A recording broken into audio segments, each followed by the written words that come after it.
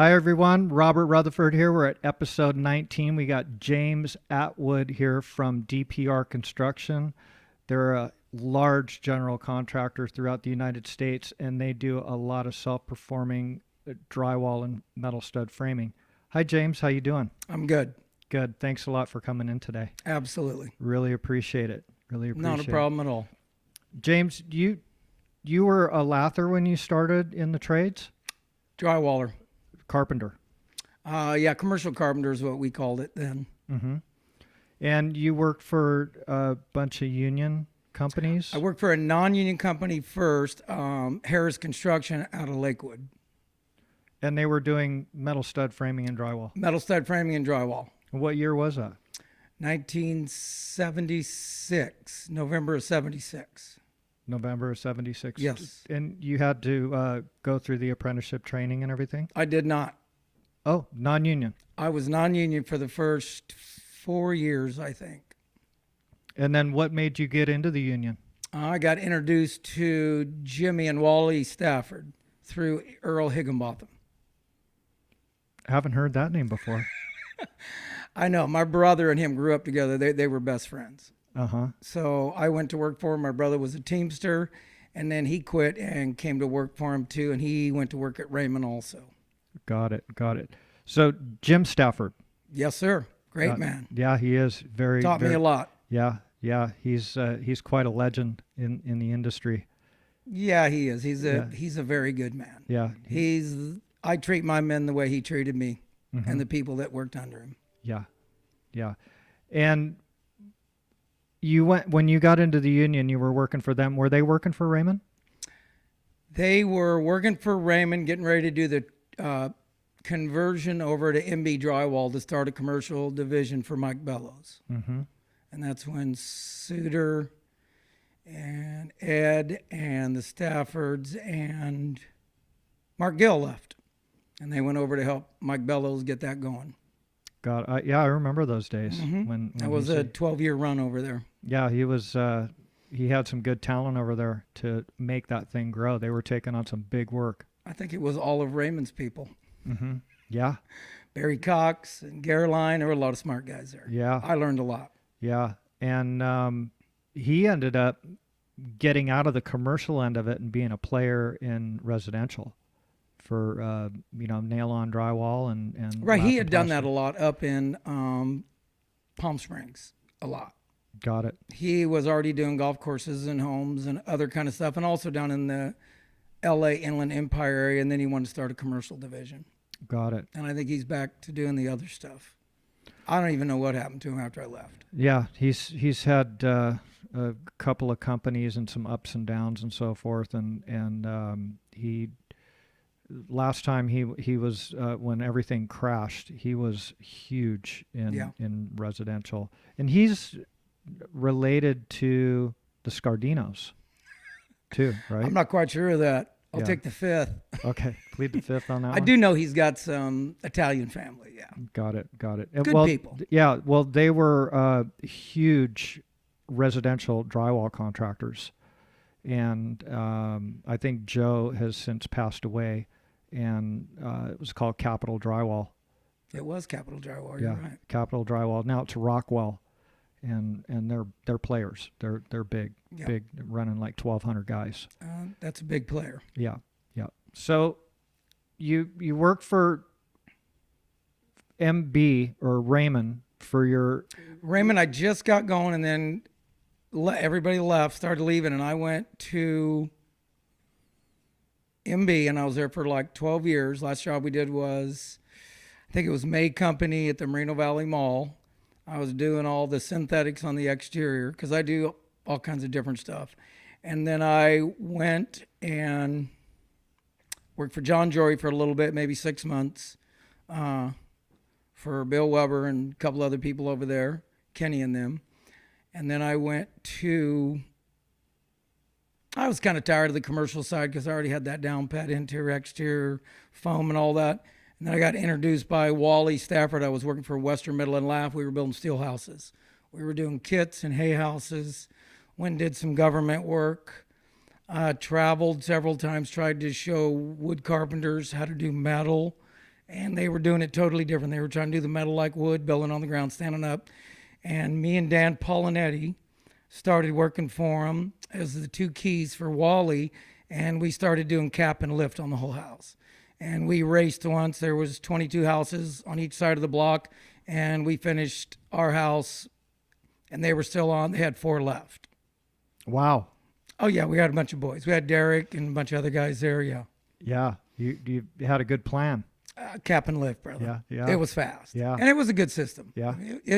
Western got it going. It was a good system. It just didn't take off. Mm-hmm. So then I went back to, where'd I go from there? I had to get back in the union because my insurance was running out. I went to work for Schaefer Construction. And then I got back in the union for PCI and worked for PCI and did clean rooms for Loyola. Mike Jackson was one of the dudes there. And then the next job, he was the project engineer manager. And then I thought for sure Loyola was going to take over PCI, but Mike Jackson ended up being the regional manager. Mm-hmm. And then I left because I got stuck on McCarthy's office down by John Wayne Airport. And I wasn't really feeling like doing metal studs and drywall. I like it, but there's a lot more to the industry, to the commercial side than people know. I like the clean rooms. Mm-hmm. It's very challenging for me, the schedules, and how you can prefab it all and put it together. It's much faster. Got it. So I did the same thing. I went to work and I was building custom homes on Pelican Hill for a doctor. And then a couple other ones, they were like 15,000 square foot homes, really big circular living rooms, really cool stuff. And I called Rocky and she said, hey, you're almost out of insurance. And that's when Jimmy Lee called me and said, hey, I'm not at PCI anymore. I'm at DPR. They want to self-perform and they're a really good contractor. They're really good with people. And, they're new. They were only like 5 years old at the time or 6. But he said they got some great leadership and just how they treat people and their culture is different than I've ever been treated in the trade. And by then I already had 20 years in. Wow. And I've never met a company that cares about you instead of most other companies care about how much money you can make them or how fast you can get the job done. Mm-hmm. So I ended up staying, and it's been 24 years. Is that right? Yep, be 24 years in February. Did DPR start in Southern California? No, they're from the Bay Area, Redwood City, and it was 3 guys, Doug, Peter, and Ron, really good people, and they started a company with just them 3. Mm-hmm. And then they had, I think there was like 20 other guys or 18 other, not guys, there was men and women that started with them. And they got going in 1990, August of 90. August of 19, yeah. And if you remember, 90 was a little bit of a slowdown. Yep. And so they jumped into the game at the slow time, and they are a massive company. They're nationwide now. They are nationwide. And do they self-perform the drywall and framing at all divisions? To a different extent, but they do try to self-perform drywall, framing, taping, T-bar ceilings, fire stopping, concrete, demo. There's some I'm missing. Unistrut, clean rooms. We do all type of aluminum, like AES system, Plascor.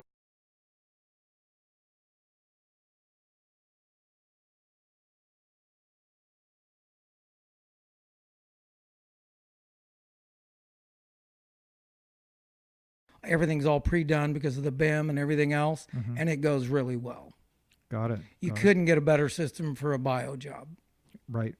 So that's your specialty. Yeah, I do like the clean rooms the best. Yeah. So are you doing all those raised floors in there and everything too? So we used to do the raised floors. We haven't done a raised floor in probably a couple years ago. We did one.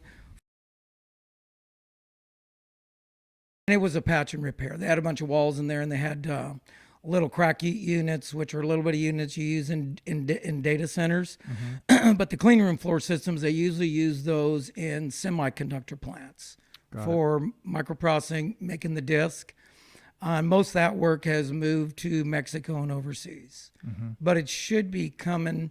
I think it's going to come back to the United States because nanotechnology is getting to the verge of it's going to take off. We've already done, I think, one or two what they call R&D facilities that are for nanotechnology. And they're very unusual. They're all amber lights. The panels are all yellow. It's very unusual. Got it. I don't think I could work in that room all day. No. Right. No. So what is your position with DPR? What do you do over there? We really don't have titles, but I kind of am part of like the do work group, which is finding the right guys, finding the foremans, and getting the work done out in the field. Yeah, and you spend some time at these union meetings. Yes, I go every other month, just to get a pulse on what the industry's doing here in Southern California and try to keep up on the laws and the rules and the union stuff. Plus, get to see all the other superintendents, and we do a little bit of trading back and forth. Some of the better manpower when people slow down. Got it. There's a real good group of guys. Probably a third of them are 55 plus, like our age, and they're getting ready to roll it over to somebody else. And I have somebody that helps me, a really great guy. He doesn't help me. I'm sorry. He's doing more than half the work. A really great guy, Jordan Atnip, superstar. I couldn't be prouder to have him as I call him a partner, but. Did you train him? No, we worked together for about 6 months. He was a natural, really good with people, always willing to do what's best for the job, what's best for the owner, what's best for the team. And, put aside, because we're all one company, and sometimes that, when you're working in-house, that can put up some barriers, and he's really good at breaking those down because we don't want to have any barriers. General contractors, self-perform, laborers, concrete guys, we're all one. We're all there for one mission, and that is to get the job built for the owner, a good quality job. And we would like to self-perform because we can control schedule, safety, quality. There's a lot of stuff. You control your own destiny. That's huge. Yeah, Doug, Peter, and Ron had a great idea when they said we're going to be builders. They don't want to be managers. They want to be builders. Well, they kind of went back to basics because in the 60s and 50s and 40s and so forth, the GCs were performing a lot of their work on. They weren't subbing it out. They were doing it. They did everything. Yeah. So I worked for my grandfather when I was young, and he built everything. Yeah. He was a commercial guy, and he did everything. Got it. Mechanical, electrical, everything. I mean, the codes, everything was different. So, Yes. So we learned a lot, me and my brothers. Yeah. So do you have brothers in the trade? I do. My one older brother, Bob, started at Raymond, went to Church and Larson, and then worked for DPR until he retired. And then he passed away a few years ago. And then my other brother, Tim, is still in the trade, and he works for DPR Construction. He's an SSG superintendent. Got it. Really good guy. And he's a little bit older than me. He's 68. Any kids in the trade? Him or me? You. Do you have any Oh, yeah, kids in the trade?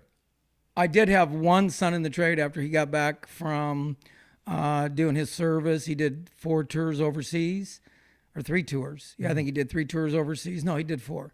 And he worked for 12 years, and he did BIM, he did framing, hanging, did all that. And then he decided to go another route. He wants to, he's into law enforcement and gunsmithing and things like that. Oh, wow. Yeah. Wow. Yeah, very unusual. I thought he'd stay in the trade, but he decided he wanted to do something else. Yeah, there's nothing wrong with that. Yeah, he did his time in the military, and he saw some things. Yeah. So Good for him. And I'm sure you're very happy that he made it back. absolutely, it was a very stressful time because his MOS was driving trucks from Kuwait all the way out to the northern part of Iraq, and then bringing things back to ship home. Wow. Yeah, he got hit with a couple roadside bombs and went through some things. And yeah, I would get a call about every 2 months from satellite phone. And then his mother passed away in 07. And dude, it only took the U.S. I think he was home within 36 hours. Is that right? Yeah, and it was Wow. really Wow. unusual because I had to get out of the car because he had two MPs with him. And I'll tell you what, I would have never experienced something like that. And they kept waving at me to get out of the car, and they were holding him on the curb. I'm like, well, just let him get in the car. And they were waving at me, so I got out of the car. I go, what? We got to go. We're at LAX.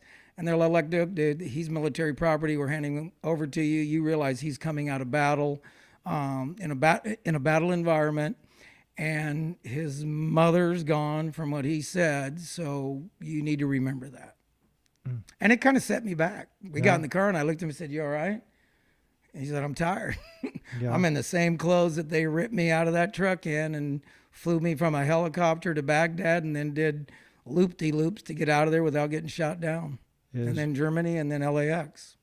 Wow. So it was quite interesting. And Yeah. I got to tell you, I was pretty proud at his mom's funeral. He got up Yeah. and spoke like a man.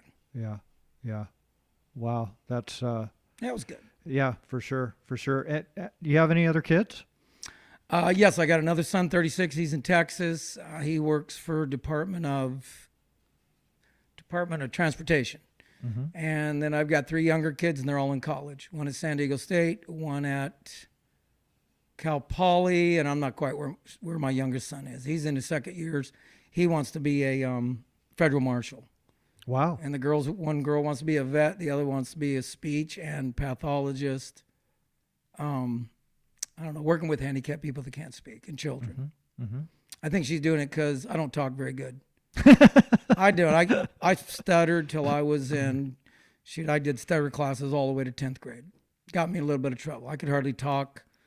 I didn't talk very clear till about 5th grade. You're talking good now, bro. I still stutter. I'm sure you've noticed that. That's okay. No, I'm good with it. It's don't- me. I'm sorry. Yeah. I've accepted it. Yeah. Yeah. It made me who I am. For sure. For sure. You guys do a lot of design build work. We do a lot of design build, a lot of design assist, and it's very enjoyable because that tells me that the owners trust us and they value our expertise. And when you guys are doing that, you're working with the architect, obviously, too. Working with the architect, structural engineer also, and end users. And the subs. Oh, and all the subs too. Yeah. Yeah, we do a lot of lean jobs. That's one thing that I really enjoy about DPR is they like to get the input from the subs so they can do pull planning and other things that are very, I mean, when we started, nobody else was doing it. Now a lot of people are doing it, and it's very helpful because it doesn't turn the control over to the subcontractor, but we value their input because they know if it's 10 days or 4 days. Yeah. If you tell them, well, we gave you 5, they're going to say, okay, no problem, and they'll be done in 7 days if that's what it takes. But if you turn it over to them, then it's a challenge. They feel like they have ownership, and it's a much better job. And then we also do jobs, what we call trade partner jobs, where the subs are invested into it, your major subs. Got it. Got it. Well, that makes them go a lot smoother, and you're working all the bugs out in the beginning. Right, and then if there's things that's got to be changed, it's whatever sub has the less money impact. That's who does the change. So it's smart.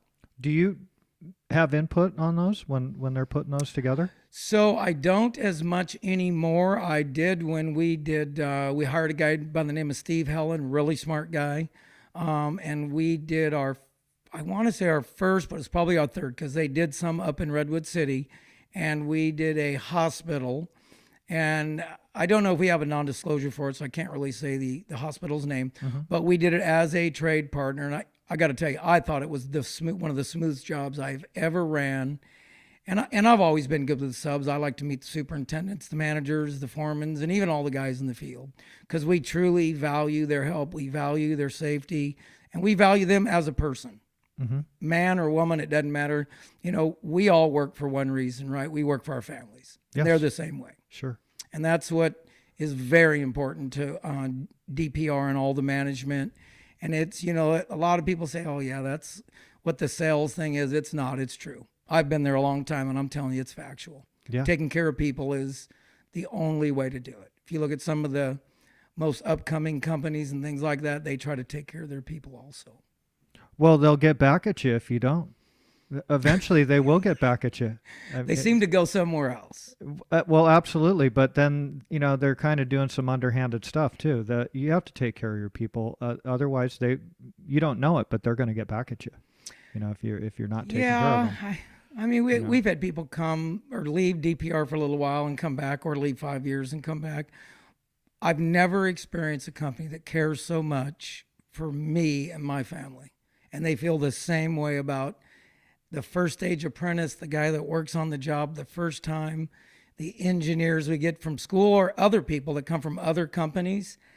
I mean, they just, because I ask the new people, especially superintendents, I'm really close with them. I just ask them, so what do you think? And they're like, dude, this is unbelievable. These guys they're unbelievable. They care about me. Yeah. They care about my situation. If something comes up, they're like, okay, no problem. The other company I worked at, they're like, what? You're going to take a day off? It's not vacation? Right. Your wife's having surgery? Oh, she'll be okay.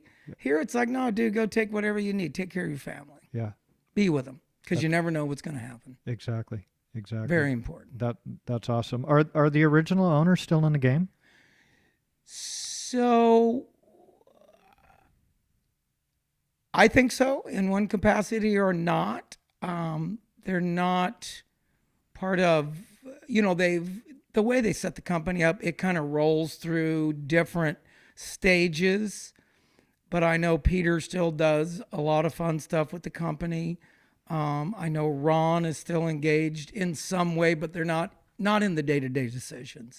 And then Doug Woods is the youngest guy. He's got a super story. I mean, he is such an impressive guy. Every time I get around him, I get the chills. He's got a great story. Put it that wow. way. Wow. Yeah, he put himself through college. I think he was a laborer, and he is quite the man. Wow. A very, very respectful guy, very knowledgeable, and he is a huge builder. So, Yeah. That's inspiring. yeah, I think they're, I don't know. I think Peter's maybe mid-70s or early 70s. I think Ron is 68, 69, maybe 70. And then I think Doug is like 65 or no, 66. I think he turned 65 last year. I think he's 66 this year. And he's still in the day-to-day? No, he's not in the day-to-day. I think I know he goes in the office, but I'm not up in the Bay Area hardly ever, maybe once or twice a year. So I do know he came in last year to our office and spoke to some of the group within the self-performing side. And it was very, very knowledgeable not very knowledgeable. It was very informative for the guys that were in the rooms. They asked lots of questions. Like I said, he's a very impressive man. Yeah. That's nice. That's Yeah. nice to hear a story. I'm sure maybe he would come on, You never know. He might. He does do a lot of, I know he's been on TV and some other things. He's very proud of what the company has accomplished. Yeah. And those guys, I think, are like a lot of other great people. They roll over all of that, how great everything runs and how great the company is. It attributes to the people. That's it. That bottom line. I mean, there are some of the most talented people that I've met here in my life, and I've done a lot of different stuff before I got to DPR. But the clean room folks, the hospital folks, the data center folks, they're unbelievable how sharp they are. And it's, we don't punch a clock or anything like that. It's a little bit different environment. It's just part of that culture thing. But dude, I show up at the office, people are there at 5 a.m. I'm sorry, I didn't mean to say that. We'll cut it out. Thank you very much. I appreciate it. But I was at one of our jobs and we're doing a day and a night because it's a clean room. And the superintendent was there, the mechanical engineer, which he's a great guy. I got to mention him, Mike Schaefer, superstar. And Mike was there till like 10 o'clock at night. He got there like 7 a.m. I mean, it's just unbelievable.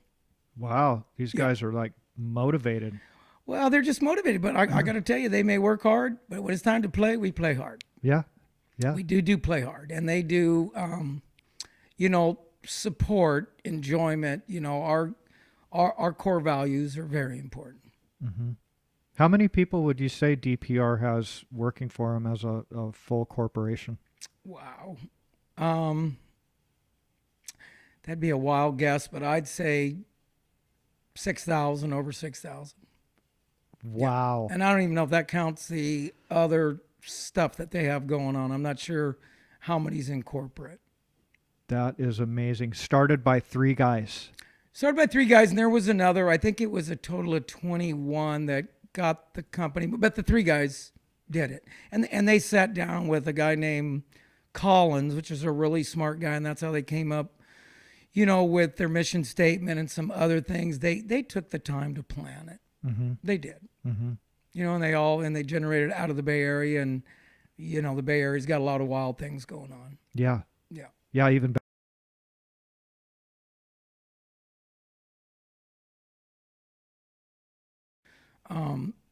Semiconductor work. Mm-hmm. That was a great job. Yeah. Yeah, that's quite an accomplishment, were they working for GCs before? I think so.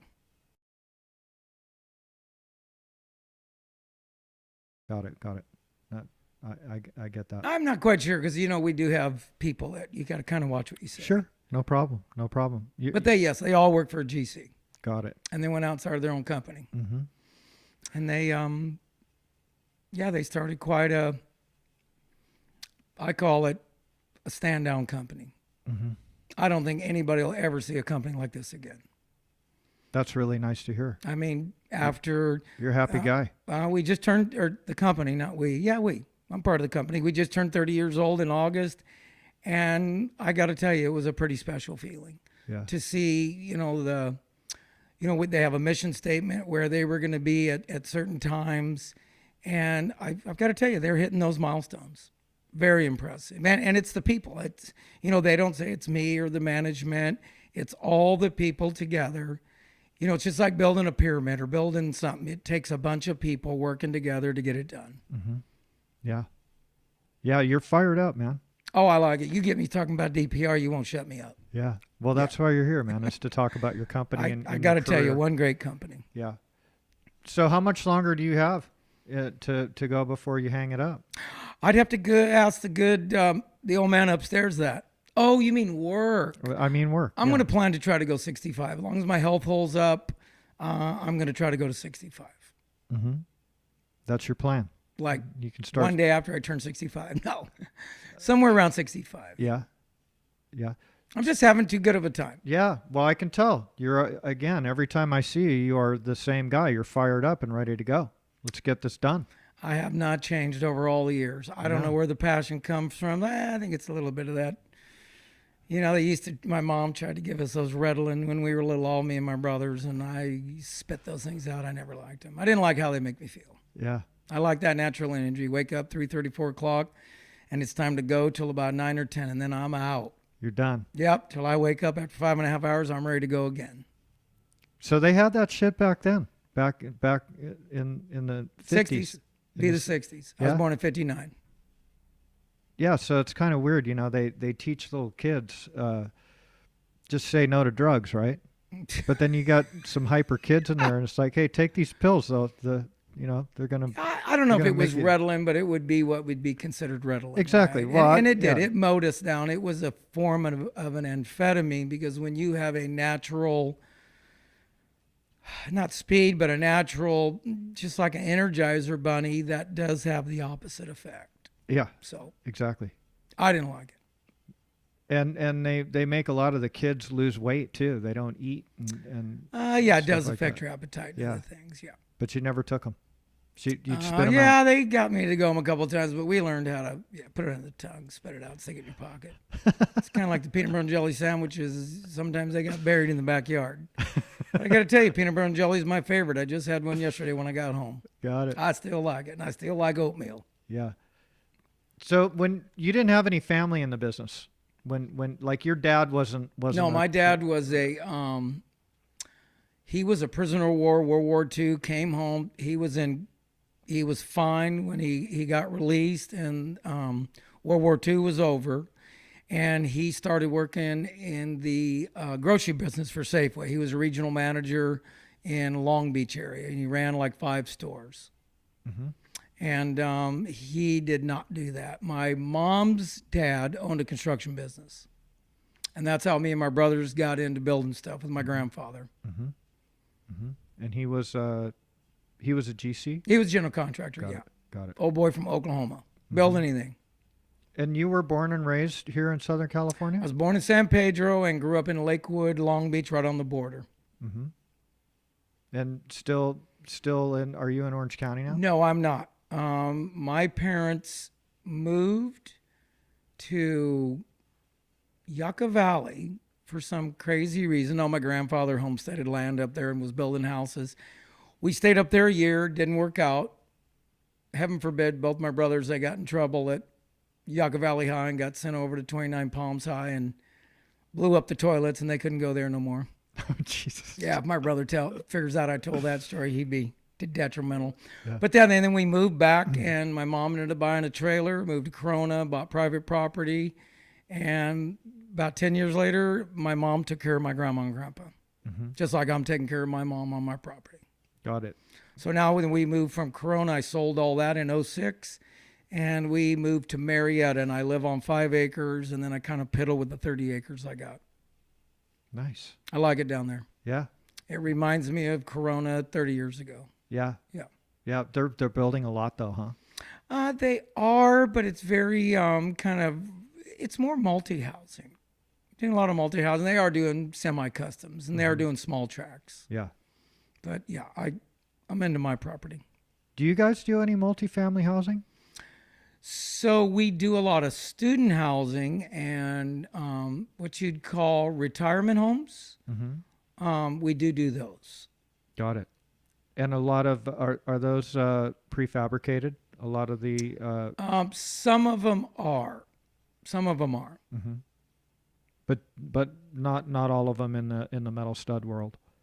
You're doing wood frame construction as well? Yeah, there is. I can't speak for what's going on in Texas and the central region or the eastern region, but yeah, we do a lot of metal stud, student housing, and retirement because we do have relationships. So we have 5 core markets that we work in, and then also relationship based with certain owners that we've worked with for years. I mean, we have some clients that they love us, we love them. Got it. I think they got some clients that they've done probably over 20 years of work with them. Is that right? Wow. Absolutely. Nice. That's nice. And then architects, structural engineers, we do a lot of work with them also.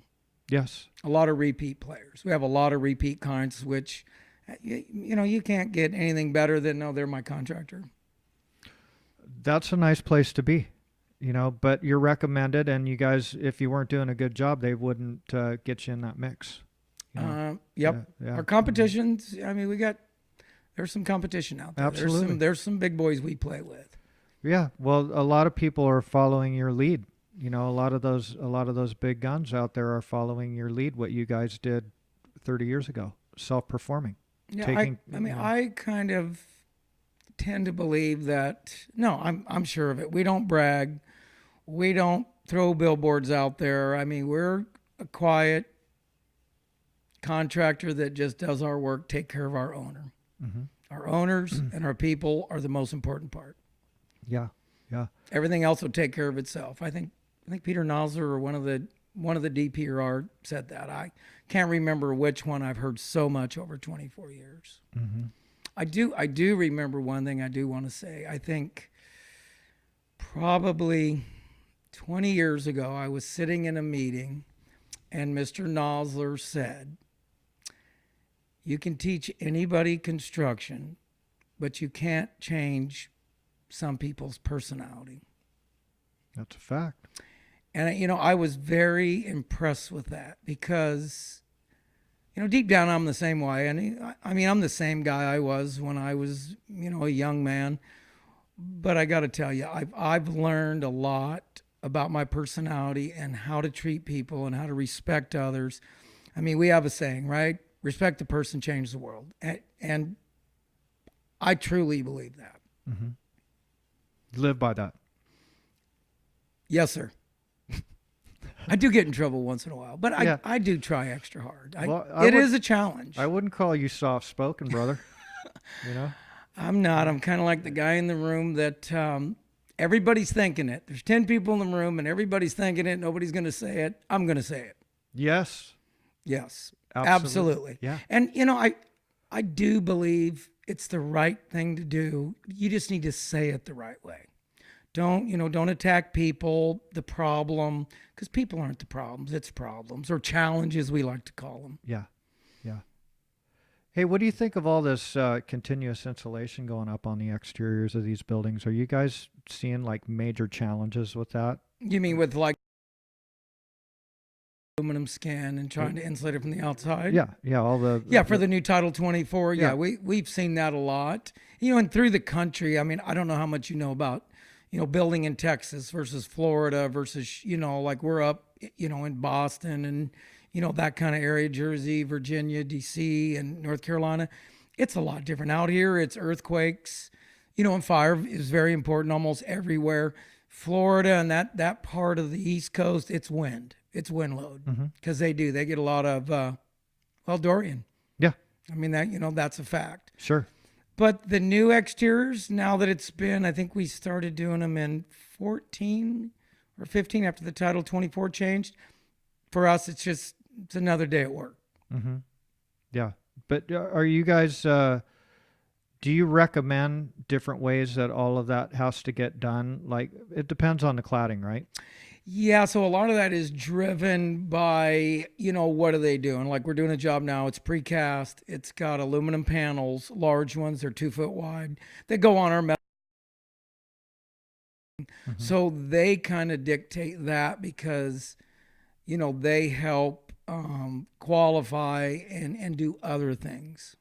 And in-house, we do all the engineering for our own jobs. Is that right? We convince, no, not in-house, but we hire a structural engineer, light gauge, to do the work, which is very popular, very famous here in Southern California. I think we use them down south a little bit. I know they use them in the Bay Area, and they're really good. We've even had them draw our own details for OSHPOD and then normal jobs. Got it. Because we're looking at it and trying to, not push the envelope, but to change the typical envelope, like everybody's always been led to believe, just like I was when I was younger, all doors get 2 studs. Well, 2 studs are not needed on a 3.0 door. They're just not. Depending on how high the wall is above the door, what your deck height is, as long as you do something to where you can get, meat to screw the drywall to, you don't need double studded a door. Especially when it's a 6-inch wide, 16 gauge stud. Yeah, I mean, the flanges, we do use a typical flange and we do enlarge flange. I don't. Using an enlarged stud, then you can do, use a 2-inch flange. Yeah. And you can do a 6.0 opening. Sure. Got it. Right, because it's all just about the load that whatever the weight is above the door being carried and dispersed to the legs, to the jambs. Yeah. And having a place to screw the drywall off to. Absolutely. Yeah. Flush with frame is always best. Absolutely. I don't know how other contractors do it, but we like to do it flush with frame. Yeah. Because then the frames can come whenever. And I think if you ask any drywall contractor or maybe even a general, what is the things that are late or not as well behaved, it'd be door frames, elevators, escalators. Sheet metal guys. The sheet metal guys are only the guys for the flashing are always a challenge to get, because a lot of them are bending their own metal. A lot of them are doing their metal in-house. Especially times like this, we're really busy, on the West Coast, especially in Southern California. We've got lots of big jobs, lots of great things getting built. But people are putting out the work, and a lot of it has to do with the technology, the BIM, and all that other stuff. Really helps. Yeah. Yeah. There's no more light table inside the general contractor's office. Right. The last time I saw a light table was 15, 18 years ago. So you guys embrace all this technology that's coming into the game. Are you using any of those Tremels out there, the ones that shoot the layouts? Absolutely. We lay all of it out. Even some offices even do the drywall or the metal framing with it. Is that right? We've done several jobs with it. Yeah, I'd say in the last 5 years, probably 15, 20 here in Southern California. Our concrete group uses it all the time. Yeah. and all the subs use it for all their penetrations on the deck. And, and that's what's nice coming from, a drywall background, and then working with a GC. It's enhanced my knowledge 1,000 times more. I know how buildings work. I know how they breathe. I know how they operate, especially clean rooms and other things, or just certain things. For our trade's very important. We motivate the layout, getting everything done. But I got to tell you cannot do it without all the mechanical trades. They are very important. You have to listen to them. You have to give them the time, because you want to be successful overall. That's why I really enjoy working for a general and having all the challenges, just not from a framing, drywall, clean room, exterior contractor. It's a lot of fun working in-house. That's cool. No, it really is. I mean, Yeah. there's some great people. Yeah. Some of my dearest friends work in this company. And not just here, they work all over the place. Yeah. Yeah. That's just a totally different approach that these guys took for that to make everybody successful. Yeah, I got to tell you, my wife, which was my last marriage, which was 22 years ago. Yep, had the wedding, and I'd only been at DPR for 2 years, and there had to be 50, 60 people from DPR there. Is that right? Wow. Yeah. Wow. Did you bring anybody? Did you recruit anybody to come over from other companies or anything? Oh, from DPR, yeah, a lot of the field guys. Yeah. Not too much in the office side. We've hired people from other companies, because we try not to solicit, but if they ask us, yeah, we're hiring. Sure. We're hiring all the time. Yeah, we're looking for talent. I mean, downturn or upturn, we're going to hire talented people. We'll find something for them to do, Yeah. so that when the work comes, we have the people. Got it. And that's part of that, taking care of people, right? Somebody's looking for a job, market's slow, we're going to hire them because they're a great person. They got the culture, great builder, got the culture. That's the whole thing. They got the personality to survive within the company, because some people don't do well without a book of rules. We have what we call best practices for almost everything. And it's not a book of rules, because if you got a better way, hey, let's hear it. Let's share it with all the other regions. Yeah. It's quite amazing, the culture and what they want to do. They're going to change the industry. I'm telling you, they already have. Yeah. To me, after 24 years, I'm telling you, I've seen them change the industry. And I've worked for some generals and some subcontractors that are a little bit rougher. Yeah. So, Well, that's construction, right. right? So it's there's new technology that's coming into that. We're kind of a caveman society, right? Where's the frickin' nails and the hammer? Let's build some stuff. Right. Right. Yeah, we if something comes up, I got to tell you, we hire a kid out of college, engineer, great people, because we always, we want great people, right? Great personalities, great stories, whatever it is. And they got an idea, we're going to try it. First day of work, they could walk on that job and they have an idea, and we're going to try it. We listen to everyone's ideas. First stage apprentice, first day on the job. Labor just got in the union, but he's got a different way of doing something just because he thought of it. We're going to try it. We're going to pay that respect to that person. We're going to try it. That's very cool. It's hard on some people, especially the older generation, superintendents and other people. But you know what? Once you get it down, it's amazing. Well, I mean, you can let them try it and then prove to them that it works or it doesn't work, right? Absolutely. I mean, if you're on a job with $5 million, you got a $5 million budget, that's 50,000 hours, and you save 5 minutes on a line item that's $500,000 in taping or something else. Yeah.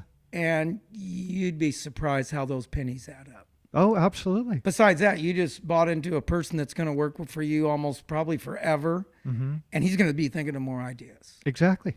So any type of, a lot of these guys, they modify their tools and this and that, because we all do, right? I've been modifying tools ever since I got in the trade, just to make me 30 minutes faster than the other guy can frame 5 more feet, hang 3 more sheets.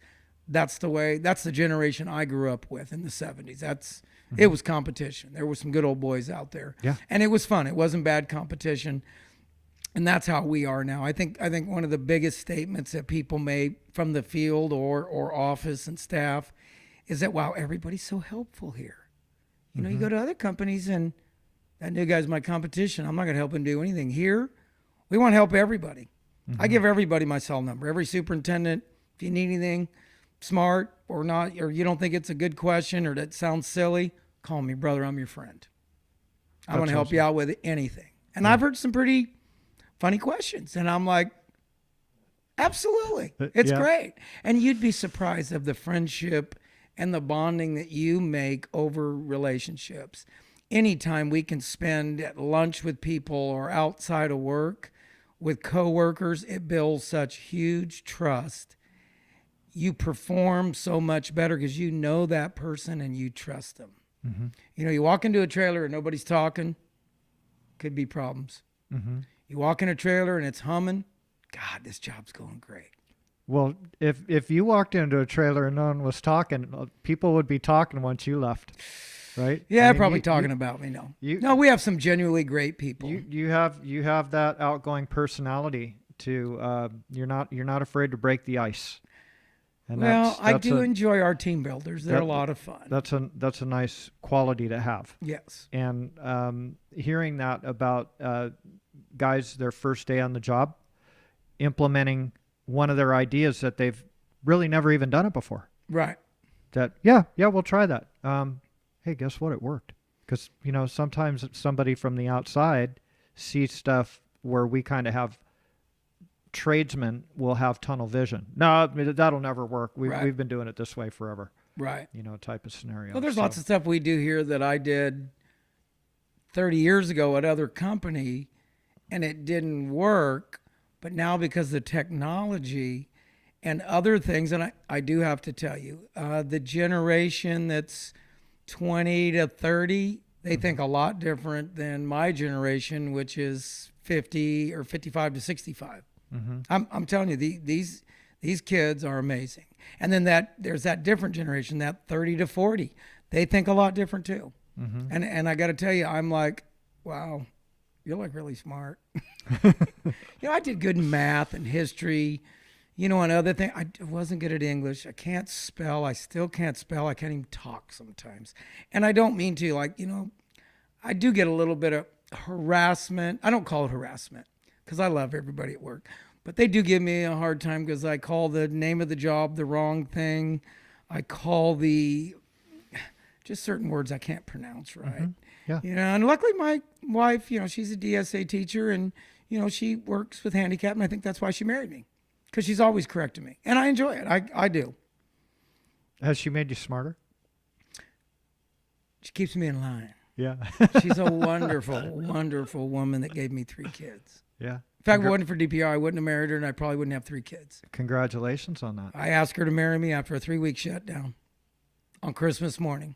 Is that right? Because I didn't get any gifts. Because I worked for we were working 12 on, 12 off. And since we were supervision, you were there 14 hours a day. I was sleeping under the desk. I was sleeping in the trailer.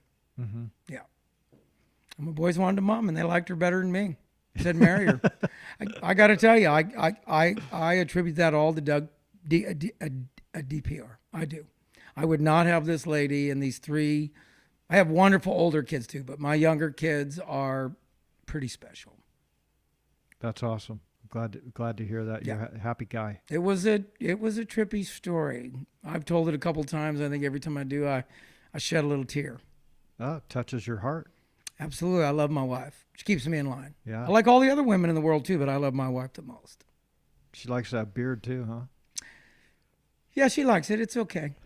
It's usually just a goat. I just put on a beard this year. I just started wearing a beard since February. Yeah, it's a little bushier than the past. Yeah, usually I just wear the chin hair. I don't do mustache and face hair. But it was really cold, and I've been working. I got like 48 fruit trees, got a pretty good sized garden, and it was cold this year working it. Yeah, I barely recognize you. I know a lot of people say, James? Yeah. I'm like, yeah. Yeah.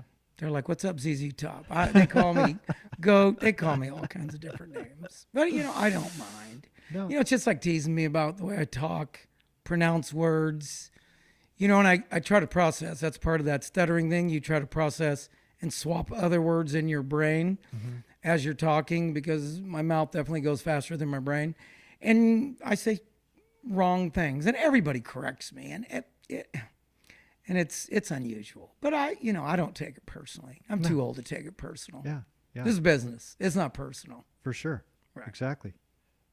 You want to make it personal? Let's have a frickin' barbecue, right? Or do a team builder. Right. Or let's get together after work. I mean, we do a lot of like we just had a bonfire down Huntington Beach Park. A lot of people show up. And you really get to know people. You'd be surprised. Everybody's stories are so unusual. I've heard stories that have brought tears to my eyes. Some of the things that, men and women have gone through in their youth or when they were growing up. I can't believe what society has done to some people or their parents or aunts and uncles. I mean, it's just very unusual, but they've done well. They've, broke that chain and got out of the, that cycle, and they're great people. Mm-hmm. Yeah. So do you do a lot of mentoring? So I don't know. Some people say I do. I don't call it that, but I do I don't like to tell people, do this, do that. I like to say, hey, did you think about this? You think about that. I think that's the best way to train the younger generation, because a lot of people don't take it being told what to do. And it just, it's kind of like our best practices. And it's kind of like, not having title, man. We're all part of the company. We're all going forward. I've done estimating here. I've managed. I've worked on the general side. I've had my tools on more than I can count. When it's time to production's not working or this not working, I got my tools in my truck. Should I go get them? And that's like, oh, no, God, no. No, please don't do that. That belt still fits you, huh? That belt still fit me. How old is that belt? That belt, I had it when I came to DPR. It's a set of nylons. I like the nylons a lot better. I do have my drywall set that's all leathers. Mm-hmm. Just 2 bags and a side pouch. Because we all know, man, you only need 5 tools to hang drywall. You're going to frame, you need a whole bucket. Yeah, but, you need a lot of clamps and shit, but you really only need a square, a hatchet, some snips, and some nippers. That's right. That's about it. That's coming from a lather. See, when I first got in, drywallers didn't do a lot of the framing. The lathers, they finally let go of the interiors, and the drywallers started doing it. And then, because corner aid will fix a lot of stuff. Absolutely. It's forgiving as hell. I absolutely. And you can bury a lot of stuff on the exterior. Sure you can. And I got to tell you, some of my best friends are lathers. Mm-hmm. Good for you. Good for you. Did they teach you any tricks? Oh, yeah. Yeah? Earl Higginbotham, he was a pretty good lather. And there's a couple other guys that I knew pretty well. Yeah. He was a big boy. Hey, so when you guys are doing this design build shit, do you... if you can reduce your liability, do you guys really look at certain products or techniques that will reduce that liability for you guys? Oh, absolutely. So if we see something come in on drawings, and I can't speak for the pre-con side as much as I used to. I was in the office probably half of my week, early in the morning, then I'd leave by 9, come back in the afternoon and work till whatever time. It wasn't early. Got to have more input on it. Now I do know that, we do see certain things that come in, and, we will suggest to the design team or build team or owner, hey, we've installed this product before, and these are the things that we've seen on it, but it's your building. It's your decision. Because, excuse me, we are going to own, a lot of the things if things don't occur right. Yeah, 10 years, right? You own it. DPR is kind of unique in that sense. If we work for an owner and it's been over the 1-year warranty or whatever it is, they call us, we're probably going to go back and fix it. Mm-hmm. Yeah. For nothing. Mm-hmm. Pretty amazing company how we take care of owners. That's a good quality. I mean, and then some of the owners like, what are you talking about? It's been 4 years. We want to pay you. Well, okay, if you're sure, but we'll fix it. What kind of contractor goes back and does that kind of stuff? Yeah, I mean, you're going to check it out and make sure there's some time that's spent for you to research that and make sure that you guys built it though, and you were in charge of it. So right. You're taking ownership, which is right. that is very unique. That's very unique. It's like I said, there's some pretty special people. I mean, throughout the company, I'm more intimate with the people here in Newport or Southern California, right? Our office in Pasadena and in Newport. And the guy that was a regional manager before was one of the he was the first estimator they had to do their jobs. A great man, Jim Washburn. I learned a lot about him, especially about people, and less is more. Really good dude. And now we're on to that next generation of management, which we got two guys, Abel Gonzalez and Mike Kaninsky. I'll tell you what, they're pretty special. Mike is one that he's born and bred DPR. He don't know any better. Is that right? He got hired out of college, hired by Doug Woods, the D, and DPR recruited him or whatever you call it. And I got to tell you, he's a pretty special guy. Has he got a tattoo? DPR tattoo? He's not the guy with the DPR tattoo. That was Kevin Raffiani. Got it. Kevin Raffiani passed away a couple years ago. In fact, I saw him like 3-4 months before he passed away. And then we were talking that week. He had just started his own business, was doing pretty good. And I was supposed to go out for drinks, and I couldn't make it. It was like 2 nights, and he passed away here local. Oh, sorry to hear that. Really good guy. Yeah. Yeah, I mean, when he got the tattoo, I saw it like a couple days later, and I was like, what'd you do, Kevin? Yeah. And he did it for a reason. He got that tattoo, and it was in memory of his Uncle Bruce. His uncle had passed away, and he was one of the first, if not the first, laborer that came over with Jimmy Dolan, which is another great guy. Got it. He is the master superintendent of all superintendents. I think he was the first. Is that right? Great guy. Oh, yeah. Really good people. I want to hug him every time I see him.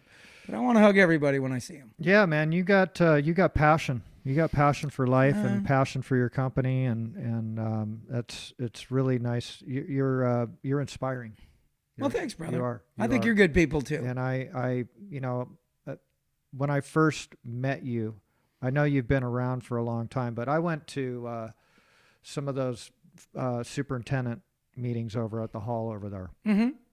And you were, I just needed to talk to you because you just had that outgoing personality of getting stuff done and common sense. Common sense isn't very common, and a lot of people are depending on the education for the common sense, but you came up through common sense. You came up through some knowledge, and you're embracing this technology. And some of the guys that come in on this, all these companies are starting to look at technology now that are the big players in the game. And some of the shorthand, longhand techniques the guys aren't learning that. And they still need to learn that because you always just go back to basics, right? When you're building stuff. So if they don't have a laser, they go home. Break out the plumb bob, dude. If you're going to get this thing done, you have to know longhand how to build this stuff. Do you agree with that? At least know how to check the laser every day. That's the problem I have with the lasers. My problem is if you don't know how to check that every day, or after you let it sit there and you went to lunch, you could be in trouble. Could have gotten kicked. That's right. Yeah. It could be just bad from being in your bucket. And a lot of guys bring their own tools, and I know the union really frowns on that. But, I tell guys, don't bring your own tools. Bring what we issue because we do all cordless. We buy, a new tool comes out, we're buying it. As soon as those flex volt tools came out, we bought a ton of them. Mm-hmm. That 60 volt, that'll run you all day long. You're not changing batteries. You're not. Yeah. Right, and all the grinders and the nippers and sawzalls and skill saws.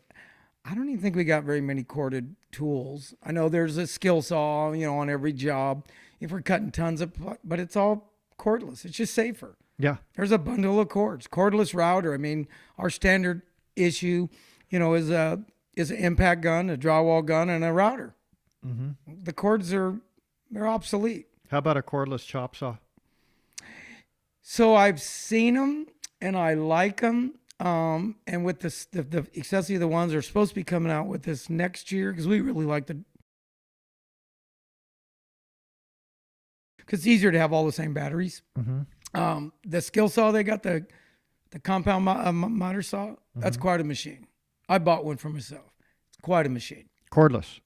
Oh, absolutely. Wow. Loads 2 batteries. It's great. That's awesome. I haven't seen their chop saw yet, but I know they have one.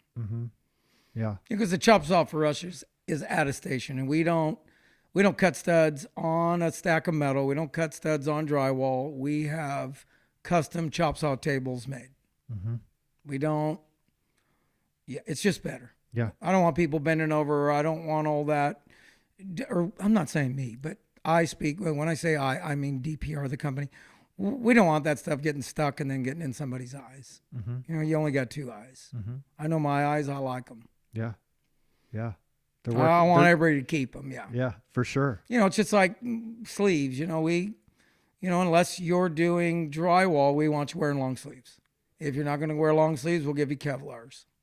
Is that right? Safety first. No, that human's health and safety. I want that guy going home to his baby kids. Yeah. And his wife, his mom. You know, a lot of guys say nobody loves them. Look, there's somebody who loves you. You may not love them, but they love you. Yeah.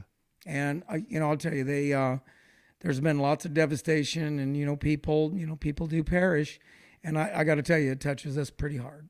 Somebody perishes even on another job with a sub we're on. Get that 5-gallon bucket out. Let's pass it around. You'd be surprised how many boys on a job dig deep in their pockets and they'll give them their lunch money. Wow. Because they got kids and they got a wife at home, and it really makes you stop and think it could happen anytime. Absolutely. Because there's people killed, injured all over the nation every day. The statistics are unbelievable. Yeah. Yeah. And we are going to put safety. Yeah. We like to think of it as a triangle, safety, quality, money.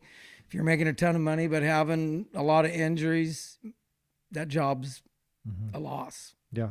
Because people are walking away injured. It's not good. No, it isn't. Yeah. It isn't. Little cuts are one thing, but bad injuries are, it changes your life. So something that took me quite a while to understand, we believe that you can have an injury-free environment. And I wholeheartedly believe it too. If you plan the work, think about everything, get the right people in the room, do a JHA or a pre-task plan, and not just the foreman. We get all the men together and they have input on everything they're going to do. So if you got 2 guys that are framing or 2 guys that are hanging, they do their own pre-task plan every day. And you write down what the activities are, what the risks are, and what you're going to do to mitigate it. I think right now here in Southern California, we have no recordables in-house for our laborers. I think it's like 28 months. And I think our drywallers are like 20, and the concrete guys are getting up there too. And that's an accomplishment. Yeah. Because a recordable, is a little different, right? Getting a sliver in your fingernail because you cut the tip off your glove. That's why you got the sliver. You cut the tip off. And some of the guys don't like it. I mean, we're full-blown gloves every day, every activity. You didn't come up that way. You didn't wear gloves. No, I didn't even wear glasses. No. And I'm very fortunate I have both eyes. Yeah, yeah. We used to squint, right. Turn your head from the chop saw. Exactly. But I got to tell you, I mean... No, it makes sense. I work for companies that get the job done. Sure. Whatever it takes. Yeah. That's not what this company believes.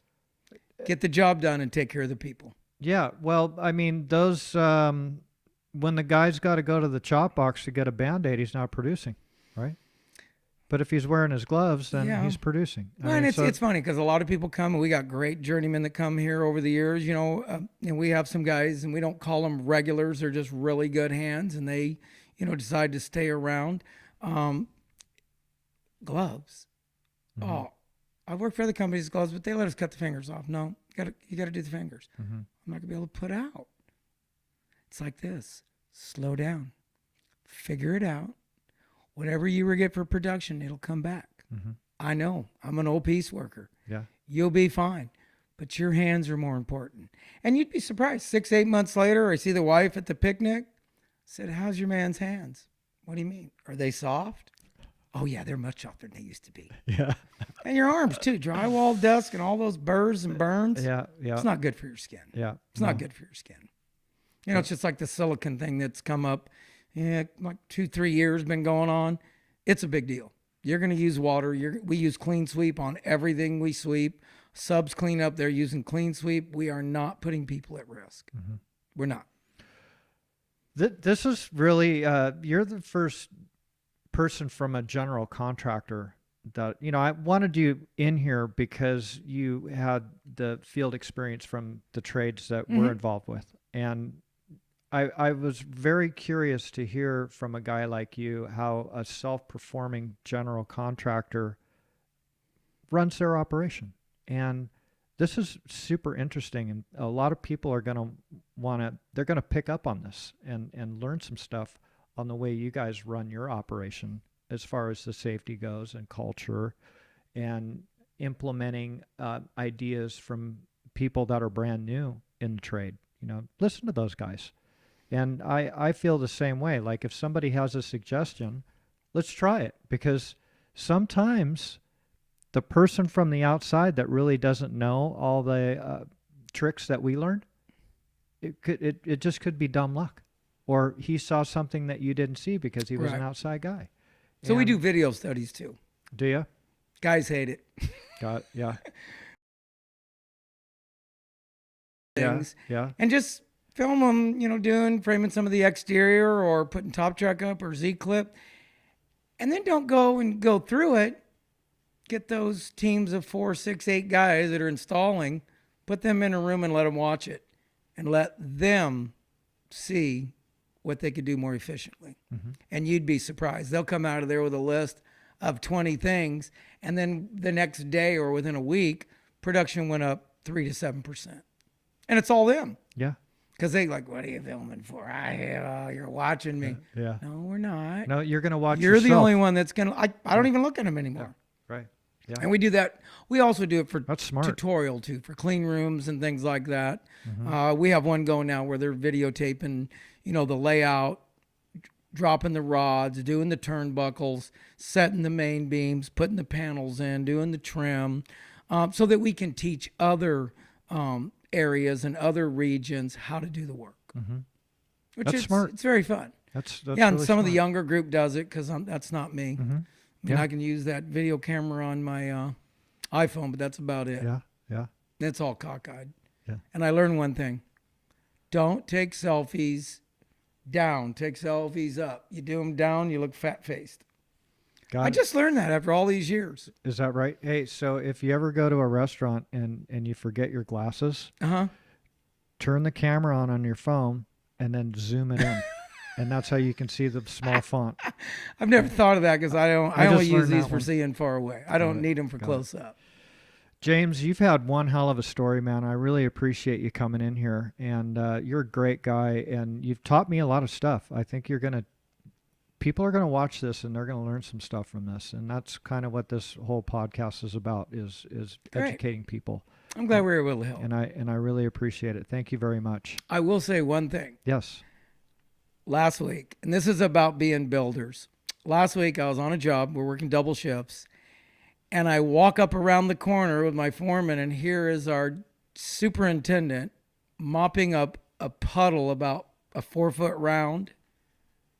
And that's why we're builders. I've seen project executives jump in with $500 leather shoes up to their knees in water, helping clean up.